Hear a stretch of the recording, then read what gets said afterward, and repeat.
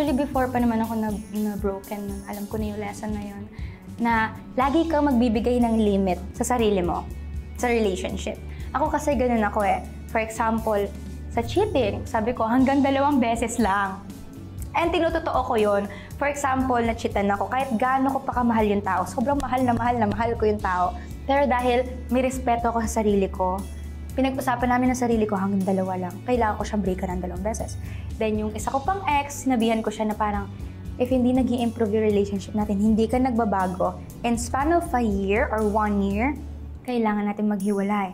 And true, ginawa ko yun, may respeto ka dapat sa sarili mo. Tinupad ko yun. Tinupad ko yung 1 taon, hindi siya nagbago, lumala siya, and stuff like that. Kailangan ko siyang hiwalayan, kahit mahal na mahal ko siya. Dapat may ganun kayo, guys. Para like, hindi lang yung sarili mo yung nasa-save mo, pati yung respeto mo sa sarili mo tumataas. Bago magtiwala yung ibang tao sa'yo, kailangan magtiwala mo yung sarili mo sa'yo.